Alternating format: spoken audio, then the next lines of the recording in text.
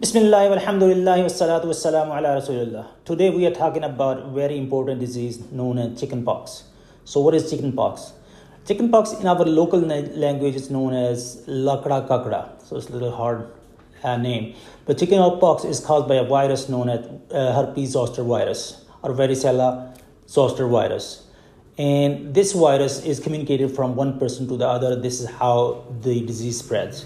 So people who have infection and they sneeze or some droplets come out of their mouth and nose that can cause the communication and lead to the infection in the other person.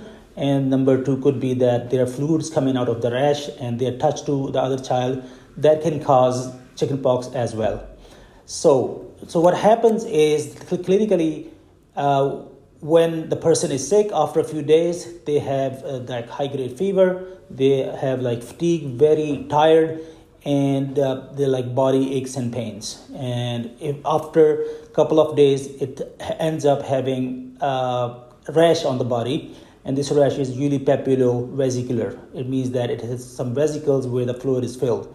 After some time, these vesicles, they break up and they make a scab and they calm down. Similarly, after that, the next crop comes in. That's why we call that chickenpox comes in crops.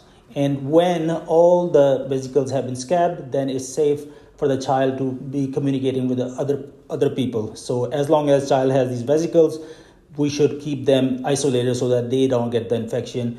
And the child is vulnerable for that matter. He may get some superadded infections from the others.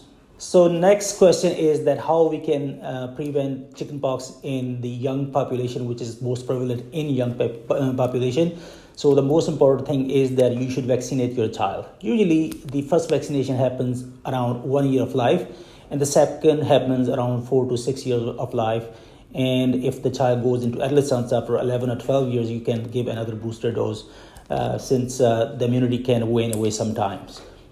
The other way to stop this spreading of this infection is that the child should not communicate with other kids and should not go to the school until all the blisters are gone and they are scabby. Once they are scabby, they are safe to move around. And more people have the vaccination, there will be more people will be immune to the problem, and so spread of chickenpox goes down.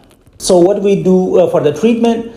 Usually these kids are very itchy, so we give them antihistamines, and it's very bad feeling on the skin. So we can prescribe some emollients which are spread all over the body. We give fluids and painkillers so that child don't feel the pain and aches.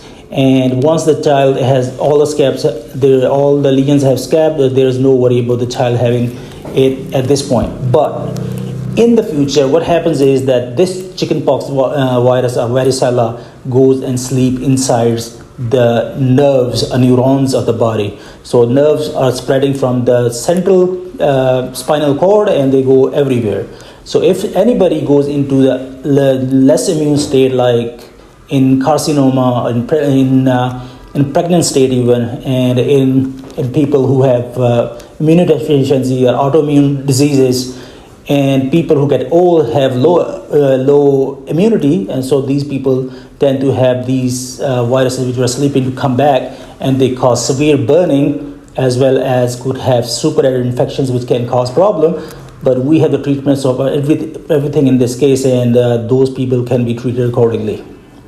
So to reiterate, it's all about that happens in the kids, and majority of its prevalence is in the kids, and we should vaccinate the kids so that we have better herd immunity, and we should keep the child isolated, and we should give the basic treatment with the doctor and how to take care of the chickenpox. And once all scabs are formed, most probably child is fine. But in the older age or later on in low immunity state, it can cause complications which should be taken care of at that time. Thank you very much.